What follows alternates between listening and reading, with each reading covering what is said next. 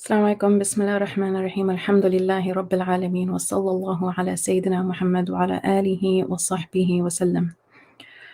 سبحانك لا علم لنا إلا ما علمتنا إنك أنت العليم الحكيم. رب اشرح لي صدري ويسر لي أمري واحلل عقدة من لساني يفقه قولي. So inshallah, for this session, I really wanted us to look at a paradigm that the Prophet Muhammad ﷺ taught us about. And he taught us about this repeatedly. But there's a particular narration of the Prophet Muhammad ﷺ that I think will really help us as we think about what is the divine decree and how do we protect our hearts from despair while we are watching the divine decree unfold.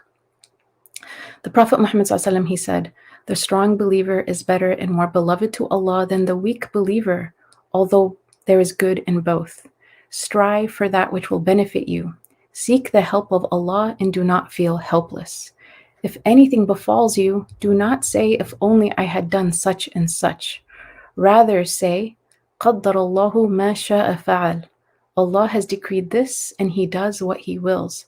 For saying if opens the door of shaitan, or opens the door for the deeds of shaitan. So this narration is a really powerful narration. We're going to look at it piece by piece because it's rich with advice for our entire community. It's an advice for our hearts.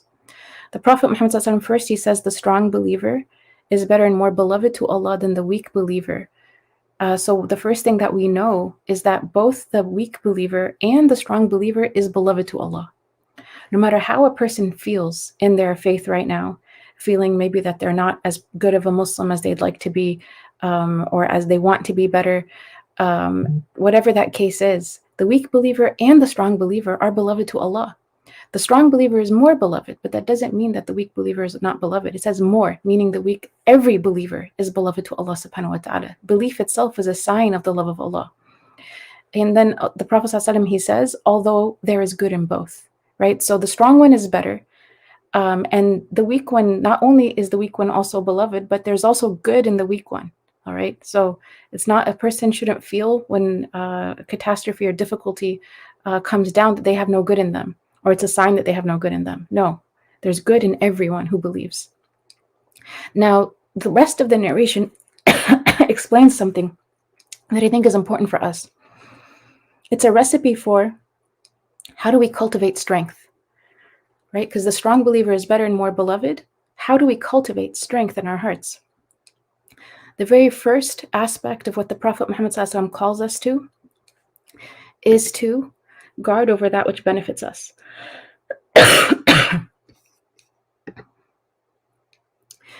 And this one is, I think, something for us to look at in our time. Ihris ala ma yanfa'uk, right? Ihris. I personally thought that when I would read about what makes a person stronger in faith or stronger in belief, it's going to have to do with a lot of plentiful good deeds. But what it's actually looking at is what's of benefit. And there are different things that are of benefit. So firstly, when we think about the tribulation descending, and that when something befalls us, we don't say, if only I had done such and such. We don't say that. We have three things we do. Focus on what's beneficial. Okay, so identify that. What is beneficial? That's a process of your mind and your heart working together, of the aql. We have to make deliberate, conscious choices on what we will do that's beneficial. I'm going to put that on one side. Then the second aspect is wasta'in billah. Okay, wasta'in billah, seek your help from God. Rely on God. Don't do the beneficial things relying on yourself. Okay, do the beneficial things relying on Allah subhanahu wa ta'ala. Wasta'in billah. This is what will allow us to continue to do beneficial things, is if our reliance is on Allah. If our reliance is on ourselves, we will get exhausted and drained, and we will not have capacity. It will actually drain our capacity so that we can continue to focus on what's beneficial. So our reliance really has to be on Allah subhanahu wa ta'ala and not on our deeds. We do the deeds with our hands. We do them. But our heart sees the response, and the result is completely with Allah subhanahu wa ta'ala. We're doing these deeds as an act of worship because this is what Allah wants us to do. So it's very similar to the concept of When I take medicine because my religion tells me to take medicine when I'm sick, right? I don't believe the medicine cured me. I believe Allah cured me. I believe it's Allah who caused the medicine to work so that it would cure me. This is really important because our hearts being attached to God versus our hearts being attached to our deeds creates two different states. When our hearts are attached to our own deeds and the result coming from our own deeds, it's a recipe for despair because we're seeking the help from ourselves. We're finite, we're limited, our energy is limited, our capacities are limited. But when our reliance is on Allah subhanahu wa ta'ala, we may get tired and we may need to take a break, but then we'll find that Allah will refuel us, or that tank of energy and ability and capacity is refueled by Allah subhanahu wa ta'ala because we are relying on Him. And that's really the meaning of La hawla wa la quwwata illa billah, that there is no strength or power except by Allah subhanahu wa ta'ala. So this reliance on Allah subhanahu wa ta'ala is supreme in helping us to truly guard over that which is beneficial. And that's a deed of the heart. Wasta'in billah is a deed of our heart. It will be strong as our connection to Allah subhanahu wa ta'ala is. As strong as our belief in Him is. So cultivating our faith in Allah subhanahu wa ta'ala is going to help us rely upon Him, knowing about Him. I want to say that most Muslims in America, traditionally, in terms of the way people are raised in Islamic schools, and let's say through the 90s, 2000s, we have a historical problem of Islam in America when it comes to people learning Aqidah well. We learn our do's and don'ts. We learn how to pray. We learn how to fast. We learn how to read Quran. We learn deeds. We learn the deeds. But Aqidah is the foundation of those deeds. And it's the foundation for so much, what we actually believe. And learning about the sifat of Allah subhanahu wa ta'ala, His attributes, that knowledge is one of His attributes of His essence. Okay, sifat is that. For him to be the creator, the all-powerful sustainer, He necessarily has to be the all-knowing. So this is not just an attribute of deeds, it's an attribute of His essence. He is the all-knowing. We could never know more than Allah subhanahu wa ta'ala. Impossible, right? And so learning this and learning our Aqidah well is actually going to help us during difficult times, strengthening that faith. Because if we know it and we study it, especially outside of a context of tribulation, although you will learn it naturally through tribulation, but in the context of just studying it for the knowledge itself, it creates strength because our conviction in Allah subhanahu wa ta'ala becomes strong through that learning. Aqidah is a pillar of what we believe, the pillars of iman. It's a foundation of the foundations of our deen. So part of what will help us to rely upon Allah is to study our Aqidah well, and especially as it relates to His names and attributes. And then, wala ta'jaz. Okay, ajiz is literally incapacity. Don't feel helpless. Don't despair. Despair is one of the traps of shaitan. His name is Iblis, literally because he despaired in the mercy of God. And this is because he did this sin, because he despaired. Iblis wants all of us to despair as well. He wants all of us to feel despair in God. He wants all of us to feel despair in ourselves. And He wants all of us to feel despair in our community. And so in each one of these, there's a test. And there's a waswasa, there's a whisper. And we have to overcome these wasawis with iman, with wasta'in billah. That's how we are going to do what's beneficial. If something befalls us, we do not say, if only I had done such and such. If only I had done such and such. Why? Because it's already happened. It's in the past. Once it's in the past, it's part of the divine decree. Once it's part of the divine decree, we accept it as being within God's wisdom and His plan, and we say, قَدَّرَ اللَّهُ مَا شَاءَ فَعَلَ. That's what we say. This ability to deal with the decree of God properly is going to help us to become strong believers. So how do you deal with the decree before it happens? Well, in the moment, right? In any place that I've seen from the ahadith of the Prophet Muhammad ﷺ, talking about that which has been written and that which has been decreed, he has also said to strive hard. He's also said to try your best. In this narration, he says, guard over that which benefits you, right? So we believe within our aqidah, We believe in both free will, like we have choice, without a doubt. And we also believe that everything has been written. We believe both of these realities. And to understand, like, how do we parse that? Again, you have to study your aqidah. We don't have time in 20 minutes to talk about it, but I'll just say that we believe in both. We have choice that we guard over, and Allah has decreed everything that has occurred. Once it's occurred in the past, we accept it. We have qana'ah with what Allah has decreed. And when you have rida with Allah, contentment with God, it doesn't mean that you believe in oppression or that you believe in innocent people dying. What you're saying when you have contentment with God is, I am content with you as my Lord, no matter what happens in this world. No matter what is decreed in this world, I am content with you as my Lord. I believe in you. I accept your decree. And I'm going to focus on what you will ask me about. And that's in the present tense. Okay, in the present tense. So in the present tense, tie your camel. In the present, and then have tawakkul, right? In the present tense, guard over that which is beneficial. In the present tense, try your best. But once it's part of the past, we leave it. It's in the hands of God, and that's part of His divine decree. We look back at that and we accept it, and we move on to the next beneficial thing that we can do. But this is kind of how we live with the divine decree at the same time. We have to seek our reliance in God, and we have to guard over that which is beneficial. Now, when it comes to that, when the terrible things happen, one of the things that comes to mind is, many people became atheists. Many people became atheists when the Holocaust happened, right? When Jewish people faced the Holocaust, and when their community faced some of the kinds of crimes we've never heard of, like being put in gas chambers, right? When men, women, and children and grandmothers were killed in their beds, many Jewish people, because they believed themselves to be the chosen people of God, and so when they saw this happening to their own community, they actually disbelieved in God, right? So they saw the test, and this is where the concept of a Jewish atheist comes from, is post-Holocaust atheism, a rise of atheism in the Jewish community.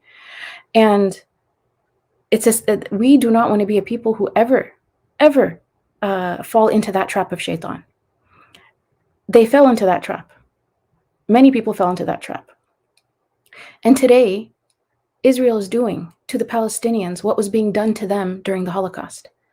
A bomb that incinerates and burns a child alive. It's incinerating them alive. That's exactly what was happening in gas chambers. So the oppressed became the oppressor. The oppressed became the oppressor. And this is a sign that for us to guard over that which benefits us, we cannot leave for a moment our belief in Allah subhanahu wa ta'ala. We cannot leave for a moment our good opinion of Him. We cannot believe for a moment that we have faith in Him and that we put our reliance in Him. You cannot commit acts of terror and believe in God at the same time. Okay, like you cannot truly, because there's accountability. There's accountability. There's afterlife, and there's accountability. So when you have a state that is funding terrorism, they've taken a godless approach to humanity. We cannot make the same mistake as believers. We cannot think bad thoughts about God. We cannot say, why is God doing this to us? This is so unfair to us. Why is He doing it? We cannot blame God. This is a mistake, and it's a mistake that others made in the past, and it led them to becoming the oppressors. And for us, our test is to believe in Him and then to hold on to that which is beneficial. So we do not despair in Allah subhanahu wa ta'ala. The Prophet Muhammad said, if you see the day of judgment coming and you have a seed to plant, then plant it, right? So what is the unfolding of the events of towards the end of time should not be a reason for people to just give up on the world. No, if you have a seed to plant, if you have something that's beneficial to do, then do it. There's also a narration where from Ali radiallahu anhu that the Prophet Muhammad said, there is no human being born, but Allah has written his place in the garden or in the fire, and has written whether he is fortunate or unfortunate. And a man asked, Messenger of Allah, should we not then abide by our decree and give up action? Give up deeds. He said, act, for everyone will be eased to that which he is created. Kullun muyassarun lima khuliqa lah. So the Prophet, when someone heard about the divine decree and they said, so do we give up our good deeds? He said, no, you must do your good deeds. And for every person, this kullun muyassarun lima khuliqa lah literally means like that which you were created for and of good action, inshallah, if and this is what we hope for, we have husn al-dhan, is made easy for you. So do the things that are accessible to you. All of us have different things that are accessible to us in terms of good deeds, that in terms of guarding over that which is beneficial. In another narration, with the Prophet Muhammad SAW talked about people who do good deeds, and then there's an arm's length between them and hellfire. And then what has been decreed overtakes them, and they do the deeds of the people of hellfire, and they enter hellfire. And the opposite of that as well, where they do the deeds of hellfire, and then an arm's length between them and paradise, and then the decree overturns, and then they do the deeds of paradise and they enter paradise. So one of the companions, again, when they hear about divine decree, they're like, well, what about action? What about action? And the Prophet Muhammad SAW, he responds, literally the companion asked, then for what purpose is action, Messenger of Allah, if the matter has already been decided upon? And he said, hit the mark and strive to get close to it. His response was not to explain the details of the aqidah, actually, which is explained. Again, we have to take a course on that. But his response to that is just to know that our job is to guard over that's what's beneficial, and to not just try. He said hit the mark, meaning hit the bullseye, or then strive to get as close to it as possible. So again, we don't give up action, and we don't despair in Allah subhanahu wa ta'ala and in his promises. We don't despair in ourselves. There's also one of the things that shaitan will come to us with is not like, why is God doing this? Maybe shaitan will come to us and say, you're good for nothing. Nothing you do is useful. Nothing you do is beneficial. You can't change what's happening over there. And all kinds of things about you. That's also from shaitan. There's vicarious trauma, which is trauma. Like there's, therapists and counselors are talking about how vicarious trauma can cause similar, if not the same kinds of effects on people who are simply witnessing it all the time as the people who are going through it. So I would say that if you have seen the images coming out of Gaza, then you have been somewhat vicariously traumatized. And what's happening with much of our community is a sense of survivor's guilt. Okay, now survivor's guilt is, again, it's a natural emotional response to seeing that kind of oppression. Now, survivor's guilt on its own does not lead to beneficial action. Okay, so that's one thing to pay attention to. If we're falling into despair, if like a person sees what's happening and they feel like they can't eat, they can't sleep, they can't pray, they can't take care of their children, they can't take care of their families, they can't be of benefit to the cause, they can't be of benefit to themselves, then they're landing in despair. Okay, so that's the way that this is being processed within them, is there's no hope. And the hadith says, وَلَا تَعْجَزْ, right? Do not be helpless, do not lose hope. After Uhud, the Allah subhanahu wa ta'ala tells the people in Uhud, after what happened in Uhud happened, and some of the commentators said it was a defeat, others said it was a tie. Regardless, many Muslims were killed. And Allah subhanahu wa ta'ala reveals to them, وَلَا تَهِنُوا وَلَا تَحْزَنُوا. He says, do not be weak and do not be sad, because you are superior if you simply believe, if you truly believe. In kuntum mu'minin. So فَأَنْتُمُ الْأَعْلَوْنَ. You are and you will be the superior. You're going to have the upper hand if you truly believe. So for us also, when it comes to this issue, we don't just have a belief in the divine decree of all that has passed, but we also have conviction in the divine decree that is coming. And this land will be free. We know this. The pens have been lifted and the ink has dried. Palestine will be free. Good rulers will come to that land. Muslims will have this place again. And people will be treated well in this land again. This is going to happen. We know this because this is from within our religious tradition of what has been promised. So the past, I know there's a divine decree. The future, I also know there's a divine decree that this is going to come back to the Muslims. And this is going to come, oppression will be removed because it comes back to the Muslims. And any time this land has been opened by a Muslim, it's been from the most, you could say, the most exemplary of the people of our tradition. When Musa alayhi salam, when Moses first comes in, actually, he doesn't come in with the people that he saved from Pharaoh, right? They're made to wander for 40 years because a generation that was going to be raised in freedom, without the colonized mentality, without the slave mentality. They were going to be raised in freedom, and they were going to have self-esteem that was built on Islam. And then they were going to open that land. They were going to enter that land together. For 40 years, they didn't go. And then 40 years later, they come in. Umar radiallahu anhu, when he comes in, right, the Christians in Palestine actually invited him to come. When they saw him, they were weeping because he was the Khalifa of the Muslims, and his servant was riding his animal while he was walking. And they had said, we had heard stories about him, but we needed to see it with our own eyes. And Umar, from his justice, he didn't allow people to even pray their prayer in a church out of fear that people who might come after him may think that it means that they're allowed to take it over. That was his sense of justice. Salahuddin, right? Before Salahuddin, what happened to that land and the people in that land? What were the Crusaders doing, and what did Salahuddin bring to that land? This land will come again to the Muslims by people from the likes of Musa alayhi salam and Umar radiallahu anhu and Salahuddin. That's a promise. That's coming. And we have to also have hope in this promise of Allah subhanahu wa ta'ala. Now, how do I guard? That's with God, right? That is part of God's divine plan and divine decree. How do I guard over that which is beneficial to me? There are things that I can do that are immediately beneficial. So a person feels like they can't, change exactly what's happening right there. You can donate. I mean, alleviating the suffering through helping people have food and helping people to have shelter, and whatever relief is going in there, you can donate. I know Launch Good has a page called With Gaza, and it has many different organizations that are that have signed up through Launch Good to give humanitarian aid to the people who are suffering. And there are images coming back from that land that donations are actually getting there. I don't know how they're getting there, but relief is getting there. I believe Sheikh Yasser Qadi also has an institution there that's helping people. We should be generous with how much suffering we're able to alleviate through our donations. The second thing is to not give up prayer and dua. وَلَا تَعْجَزْ. Okay, we cannot feel that God is not answering our prayers, and to know that these prayers are answered. We have to pray in that way. Allah subhanahu wa ta'ala will either answer it with what I'm asking for, He will give this ummah better than what I'm asking for.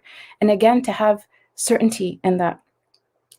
For those of us in America, we've contacted our politicians to asking them to do a ceasefire, and we're putting pressure on our politicians to do that. There are people in other countries. I know the Colombian president, for example, he sent the Israeli ambassador home, and he himself asked for the ceasefire. So different nations of the world, you can say the majority of the world is asking for a ceasefire. There's 3 nations in the world that are okay with the continuation of war. Right now, for example, communications are cut off. And they've cut off phone lines, they've cut off internet lines, so that they can do whatever they're going to do in total dark. Now, subhanAllah, it's a Palestinian child who said that the rockets may be above us, but Allah is above their rockets. Right? So subhanAllah, if you really want to know reliance and you want to know tawakkul, look at the Palestinian people. They are our example in tawakkul. They are the ones who are saying things to us that we can never imagine in terms of fortifying our hearts during this difficult time. We should be trying to say words of comfort to them, but Allah has given them something of strength in their hearts that we are witnessing as a sign, truly as a sign and as a miracle. They're the ones comforting the ummah around the world, saying things like, we accept God's decree. Alhamdulillah, for whatever Allah has decreed. We accept that, our destiny is that we are meant to be martyrs. They're saying these words, and we can't fathom it. I heard, I think one of Sheikh Yasser Fahmi's khutbahs recently, where his mother's niece tells him while she's talking to her on the phone, she's telling her, you know what, it looks like we might die today, casually. And then she says, but by the way, how are you doing? How are the kids? How are the family? And this check-in that she did is so significant to me, because this woman who's facing what she's facing, she's not in despair. She hasn't given up on God. She's literally accepted the reality of what she's in, but because she knows that there's al-akhirah, she knows of the rewards of the martyrs. She knows that for eternity, she is going to be, inshallah, in a place of being honored by Allah subhanahu wa ta'ala, in proximity to Him.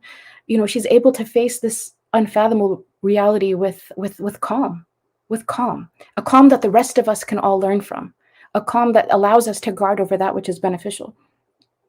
We can educate our families and our communities in terms of guarding over that which is beneficial. It's been 70 some years since this occupation has happened, and we have a spiritual heritage as Muslims, as an ummah, to this holy land.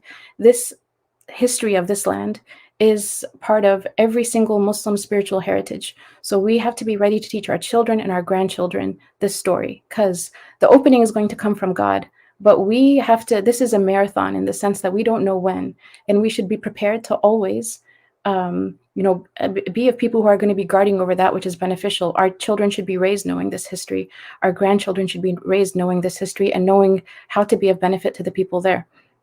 Now, when it comes to survivor's guilt alone does not produce beneficial action. Okay, that's a really important thing. If you are, Allah never told us, ever, the Prophet ﷺ, he never told us when it comes to our food or our house or our family or our safety to feel guilty. He never said, feel guilty because you have blessings. They did tell us, Allah subhanahu wa ta'ala told us, the Prophet Muhammad tells us that we are going to be held accountable for our blessings. Okay, so accountability and guilt are not one and the same. And we should not confuse them, because if you land in a state of guilt and despair just because you're alive and not unwell, this will block you from actually guarding over that which is beneficial. And it will, this is one of Shaitan's traps, to make you incapacitated completely. And the hadith says, وَلَا تَعْجَزْ. We need to make sure that we're not incapacitated. So part of that is don't consume all the images. If you're noticing that you're watching all these images, and survivor's guilt is one of the reasons why people do this, is because they feel, if I can't change the situation with my hands and my speech and my heart, I still can't change it, then at least let me witness all of the bloodshed and to bear witness to what's happening to them. But they're consuming all of these images, and then at the end of the day, they feel terrible and they can't do anything. They can barely pray. So if that's what the images are doing, then we should not be looking at them, because part of that too is just understanding that we live in the 21st centuries, and these images, it's unnatural for us to be consuming the images of our brothers and sisters in this way. We've had atrocities in the past. In Islamic history, we've had atrocities with very graphic issues, afflicting the Muslim Ummah in terms of those atrocities. And because people were living in a different time, they would hear the news. The news would affect them. They would feel the pain, which is part of being healthy and having empathy, but they didn't see it and consume it themselves. When the Mongol invasion happened, for example, the numbers of people who died and the ways that they died, very graphic. I'm not going to repeat it now, but people didn't have images. If they're living in a different place, they didn't see all of this happen in real time all the time. So just knowing that, having access to the images doesn't mean we have to see them. Okay, if you see the image and it invokes in you compassion and good works, and your faith is strong and your reliance on Allah is strong, then maybe it doesn't affect you in the same way. But I want to say that we have to be very careful. 5 hours on Instagram is not guarding over that which is beneficial. Okay, so that's why I said that to guard over, you have to actually think about what is beneficial, right? What is actually beneficial, and do that. I know a lot of the scholars, they're gathering together with students to do dua al-nasiri, to do these duas that were done during times of oppression collectively and together. People are increasing their worship in the night. People are increasing their fasting. People are looking, rather than survivor's guilt being a reason to become incapacitated, they're allowing maybe the pain that they have from what's happening to their brothers and sisters to be introspective and to realize every blessing they have, one, to be grateful for it, and two, how can I use my blessings in a way that God is pleased with? How can I use my blessings in a way that God is pleased with? That's how I'm going to guard over that which is beneficial. So if I have time, for example, I'm going to make dua for my brothers and sisters. I'm going to work on myself also, in the sense of there's ghafla, which is complete negligence of God, which I need to eradicate from my life as much as possible. I also need to get rid of israf, which is waste, right? One of the signs of Yawm al-Qiyamah is actually when people are competing with each other in making tall buildings, it's because of israf. It's because it's literally to show off. And our attachment to wealth and our attachment to competing over wealth and competing in the world of wealth is actually part of what makes us weak as an ummah.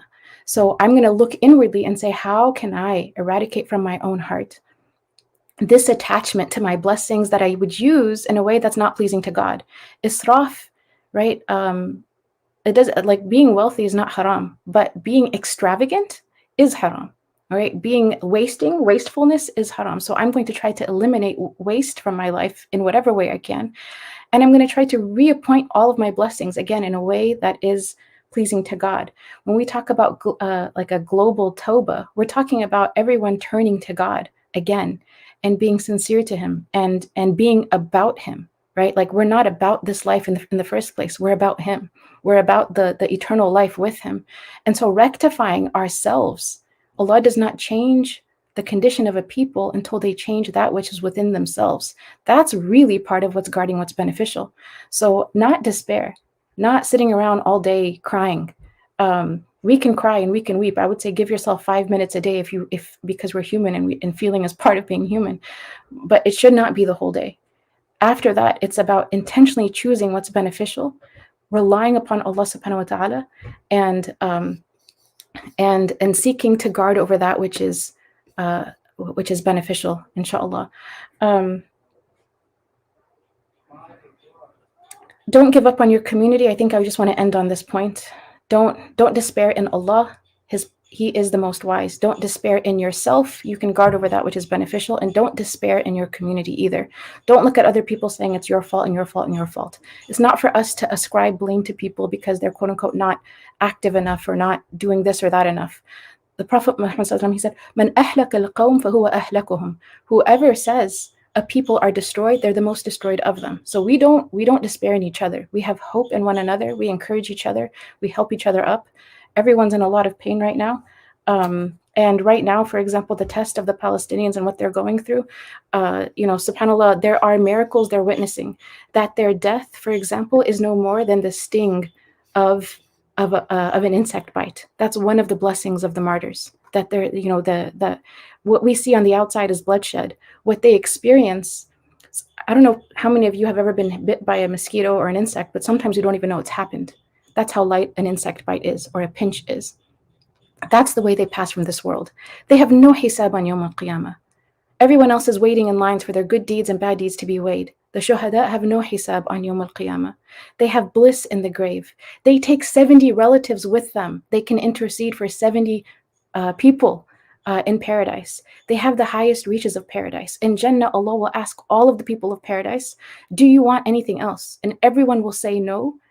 Everyone will say no except for the shuhada. The martyrs will actually say, no, send us again to this world so that we can die for your sake.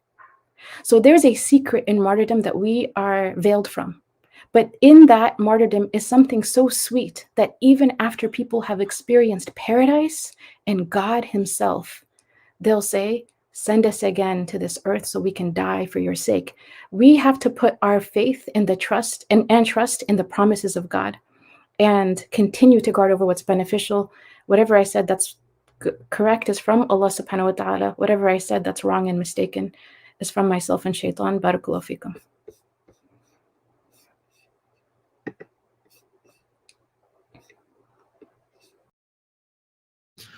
Jazakumullah khair to Shaykha Muslema for that beautiful, beautiful talk. MashaAllah. I think it benefited so many people. I'm going to share some of the comments we're getting before we get started with the Q&A. MashaAllah, I feel like so many people needed to hear what Shaykha Muslema just shared. And you can leave your comments in the chat to let us know if you have any questions or just feedback or what your favorite parts of her lesson were. MashaAllah. Just some people making here dua for Shaykha Muslema, excellent reminders, a beautiful reminder about the both types of the believers. Jasmine, who said, Jazakallah khair, sister, what a beautiful message. I feel so rejuvenated. May Allah bless you and the entire Celebrate Mercy community. Sister Rashida, Allah's promise is ever true. Narjis saying, Jazakallah for uplifting us. We know that some of this that you are saying, and we get weak again by the unfolding events. May Allah bless our scholars for being there for us. We need to be visionaries. MashaAllah. Florence, who said, MashaAllah, this is exactly what I've been feeling. Guilt. You touched some very sensitive and important parts. Jazakallah khair for your amazing and beautiful and heartfelt words, advice, and prayers. Someone else says, Shaykha Muslema, this was so thorough and needed. I hope to meet you one day, inshallah. MashaAllah. And more comments coming in as well, and more questions. SubhanAllah. But we can start with the first question. I did want to also mention, Shaykha Muslema talked about the virtues of, that land and, of course, of Masjid al-Aqsa. And I wanted to just mention to you all that there is a beautiful translation actually by Sheikh Jamal Diwan, who is the husband of Shaykha Muslema, on a beautiful piece that discusses the virtues of Masjid al-Aqsa and the sacred compound and what surrounds it. This is a really, really good and important publication that you can read. It is a PDF that you can read. And this is just one document that I would highly recommend that everyone try to read, inshallah. I'm going to post the link here in the chat, but I just want to highlight this particular piece right here. This is a link, download it here. Okay. So it's a Dropbox link where you can get that PDF, inshallah. And I highly, highly recommend this publication by Sheikh Jamal, inshallah. But let's go ahead and bring Shaykha Muslema back to the stage for, let me decline that call. I have to call that person back. Let me go ahead and bring Shaykha Muslema to the stage here for our questions. And if you have questions, please go ahead and send them in the chat, inshallah. Assalamu alaikum, Shaykha Muslema. Thank you for the beautiful talk. And I love the recommendation on learning more about, our Creator by studying Aqidah. So we have a couple of questions. One is like, what are practical ways that we as Muslims can just learn what we are required to know, knowledge that is required upon every Muslim, like the fundamental, basic, minimal requirements regarding theology, regarding what we believe about our Creator, because that really strengthens us all. If we know who Allah is, as we are supposed to know Him, it strengthens our dua, it strengthens our iman, it strengthens, our day-to-day lives. So what are ways that we can practically learn what is required for us to know about Allah? And a second question would be, how can we also impart that knowledge to our children? Assalamu alaikum. Bismillah ar-Rahman ar-Rahim. Alhamdulillah Rabbil Alameen. Wa sallallahu ala Sayyidina Muhammad wa ala alihi wa sahbihi wa sallam. So this question about how do we learn our fard ayn in a very practical way is one that, and I'm going to ask the forgiveness of Celebrate Mercy. I actually don't intend to answer this question as a plug, but really as what we contemplated ourselves at the Majlis, is that we found that a lot of our community's education in America has been with lots of gaps in their learning, and it hasn't been structured, and it doesn't teach them the fard ayn in a layered way, and aqidah, and even tazkiyatun nafs or ihsan, in a way where they build what's mandatory first and what's essential first, and then on top of that, and then on top of that.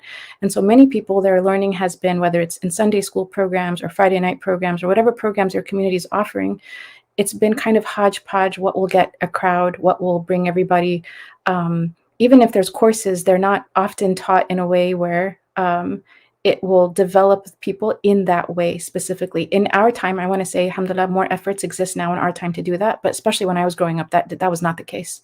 And so in the world that we're living in now, because we're getting a lot of people who are saying they want to do this, but for example, they don't know Arabic, or they want to do this, but they can't attend a live. They have such busy lives that they can't attend anything that they have to plug into live in order to do it. So at the Majlis, we actually developed a program that we just launched this year called the Anas ibn Malik Community Servants Program. And it's a 2-year seminary that is basically, it's at your own pace. So what that means is you have these 4 semesters and you have the classes, but each video, you watch it. It's a pre-recorded video. and the next one uploads after you have finished the previous one. And we actually go through the Fard Ain, and there's an intro Aqidah course in the very first semester taught by Sheikh Fuad al-Jawhari. And I just have to emphasize this about Aqidah. I've taken Aqidah courses my whole life, you could say. Like, I remember taking it when I was younger. I remember taking it when I was a little bit older, college age.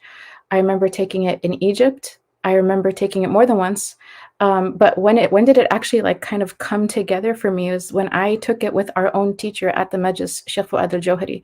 MashaAllah, he's a theologian. Like, that's what he actually is this is what he's been studying for 20 years. So sometimes a subject matter may feel opaque to us or obscure or like we can't access it. But sometimes if you find a really good teacher, all of a sudden all of that learning that you kind of felt like I didn't know where to put that or how to place that, if you have a good teacher, sometimes they really help to put everything where it's supposed to be and then create a process by which you understand. So alhamdulillah, like that's one of the things that I was able to benefit a lot is in terms of taking Sheikh Fuad's his teachings and his classes in Aqidah, which is all you can find that for free on our YouTube page on playlists, different Aqidah courses. But he also teaches it in a very systematic way for the purposes of learning your Fard Ain through the Anas ibn Malik Community Servants Program, which is our 2-year seminary. Now, again, it's in English. You don't need to know Arabic. We're using classical texts, but we do the translating, and then the other aspect of it is it's at your own pace. So there's no way you can actually fail the program. If you finish, the fastest you can finish is 2 years. If you take longer, that's fine. But the point is, you're in this process that if you go through everything, inshallah, by the end of that 2 years, you'll have from the English language, inshallah. That's what our hope is to answer this question that has come to us a lot, which is, I want to study my Fard Ain in a systematic way. I live a very busy lifestyle. I can't be part of something that has a lot of homework, but I still want to learn this. How do I do it? That's why we developed this program for very busy people who only speak English. I think there's also another one that's in Arabic that is also, it's called Dar al-Rayan, led by Sheikh Walid Musad. And that one is in the Arabic language. The texts are in Arabic, the classes are in English, but you should know the Arabic language in order to be part of it. And then there's live class times that you have to make yourself available for and assignments. It's a more rigorous program, mashallah, tabarakallah. But if someone wants something that's more rigorous, then that would be the one I would recommend for them. Jazakumullah khair. And we did send a link. So this seminary, someone can attend it online. Is that correct? Yeah, and at your own pace, meaning like it's not live classes. We do have a WhatsApp group for questions. We have interacting with the teacher. We have seminars once in a while, like live ones where students can interact with us, as well as free office hours. But the program itself is at your own pace. Okay, great, mashallah. So we shared that link in the chat for those who'd like to learn more. And inshallah, many of us grew up not knowing that. We only learned that, things like the prayer and fasting and,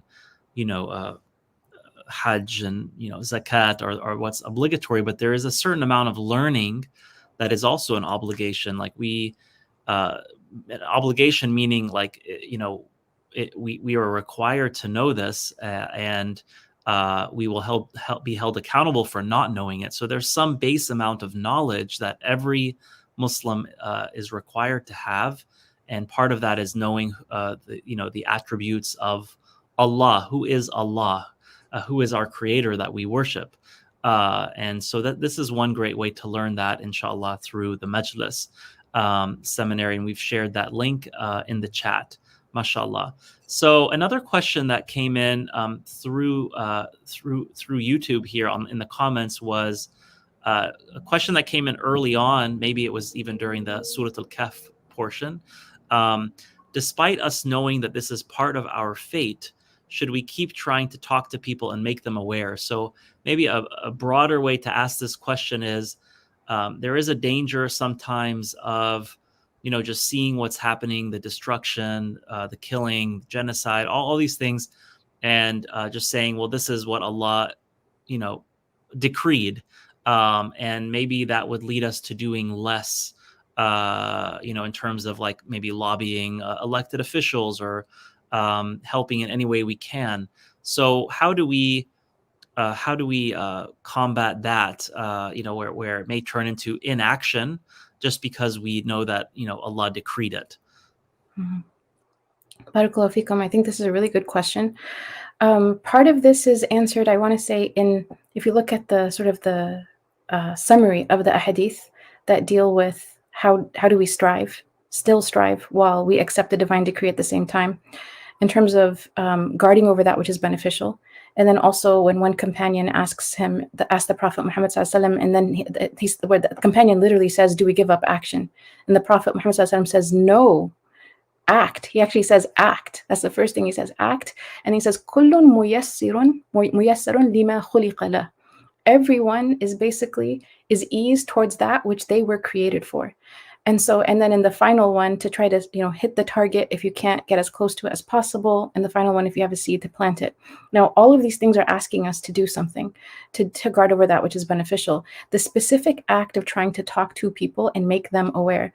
I want to say that what is beneficial is a very broad area. Okay, and this idea that each of us has a different role or has a different way to do this. So, for example, if I say yes to doing certain things, it will actually block me off. Anytime I say yes to doing one thing, I'm actually saying no to a lot of other things, right?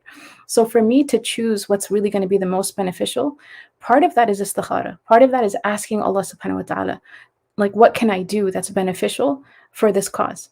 Use me in that way. Whatever is truly beneficial, it's beneficial in dunya and akhirah. And this is part of what it means, like wasta'in billah, like rely on God.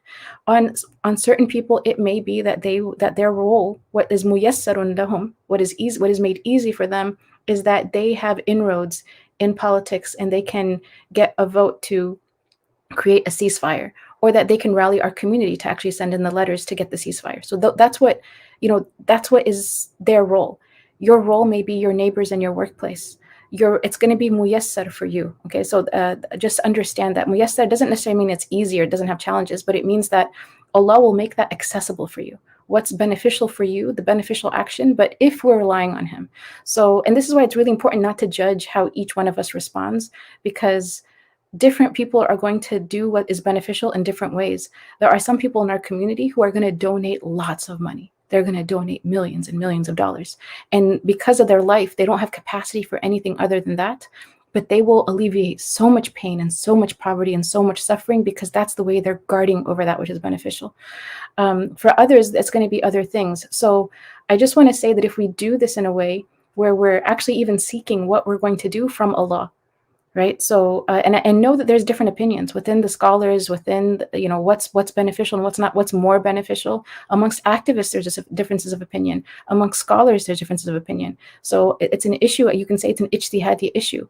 And for each one of us, though, just to know that Allah has a plan for you in your own life, and we seek from Allah Himself, what can I do that's truly beneficial? Scholars have taught us that if you are thinking about doing something in general, and the benefits and the harms are the same, one does not outweigh the other, you actually don't do that. But if you are thinking of doing something, and when you evaluate it, you say the benefits of doing this is more than the harms of doing that, then after praying istikhara, your heart is comfortable with it, and that's what you observe, in your own observation of that, then you go for it. So there are things that someone may say that's not beneficial at all, but you prayed istikhara about that. You asked Allah Himself, and you examined it, and you found, and maybe you consulted with people as well, because that's part of shura. As part of istikhara is the shura, and what your judgment is that this is more beneficial than not doing it, and that the benefit in this outweighs the harm. I've prayed my istikhara, and I'm relying on God for what I'm going to do, and now I'm going to do it with the intention that this is, in front of God, my act of worship of guarding over what's beneficial. If we do like anything and everything that comes our way in a state of despair, that's very different. We will exhaust ourselves. We're going to exhaust everyone else too. Okay, just whatever it is, anything, because there's no intentionality, direction, focus, and rootedness with God when we do that. It has to be rooted. When we do that, we have capacity. This occupation has been more than 70 years. We have to be prepared for more than that, right? We have to be prepared for the long haul. And so I want to I'm in a marathon, I'm not in a 100 yards dash. And I need to live and refuel my tank with God. I need to take my direction from Him. And so that's what my advice would be, inshallah.